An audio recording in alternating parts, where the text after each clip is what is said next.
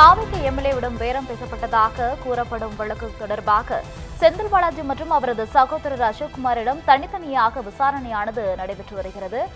கூடுதல் விவரங்களுடன் இணைக்கிறார் எமது செய்தியாளர் சுப்பிரமணியன் அவர்கள்.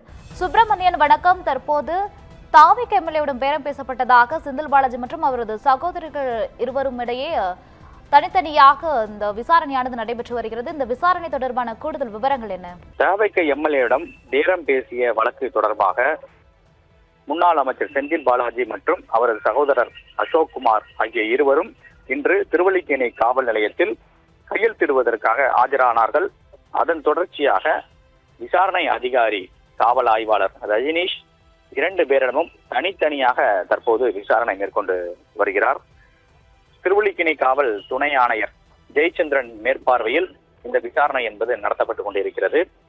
நிபந்தனை ஜாமீனின் அடிப்படையில் கையெழுத்திடுவதற்காக வந்த செந்தில் பாலாஜி மற்றும் அசோக்குமார் ஆகிய இருவரிடமும் தனித்தனியாக விசாரணை என்பது நடத்தப்பட்டுக் கொண்டிருக்கிறது. இந்த வழக்கில் முக்கிய நபராக பார்க்கப்படக்கூடிய நரேஷ் என்பவரை ஒரு நாள் காவலில் எடுத்து போலீசார் விசாரணை நடத்தினார்கள். அவர் அளித்திருக்கக்கூடிய வாக்குமூலத்தின் அடிப்படையில் இந்த விசாரணை நடத்தப்பட்டு வருவதாக காவல்துறை வட்டாரங்கள் தெரிவிக்கிறது. அது மட்டுமல்லாமல் இந்த வழக்கில் இதுவரை சுமார் 4.5 கோடி வரை பணம் பறிமுதல் செய்யப்பட்டிருக்கிறது.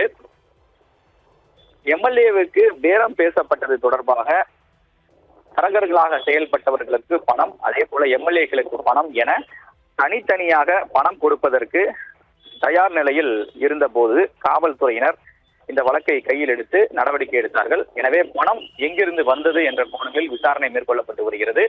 அதே போல செந்தில் பாலாஜிக்கும் அசோக்குமாருக்கும் தொடர்பு இருப்பதாக காவல்துறை தரப்பில் குற்றம் சாட்டப்பட்டிருந்தது.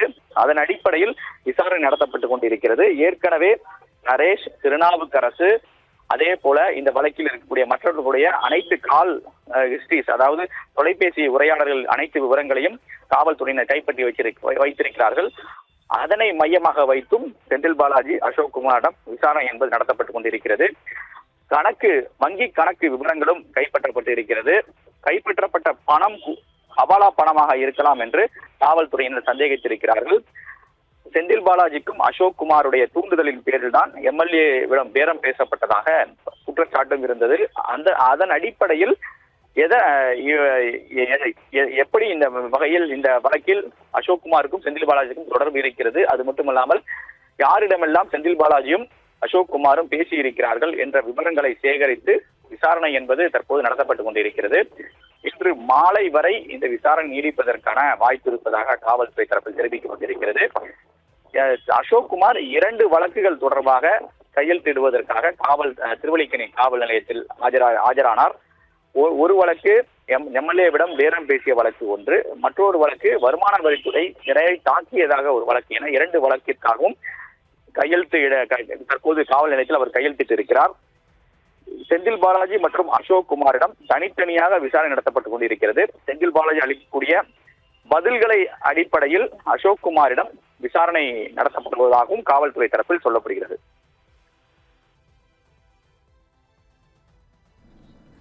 தகவல்களுக்கு நன்றி சுப்பிரமணியன்.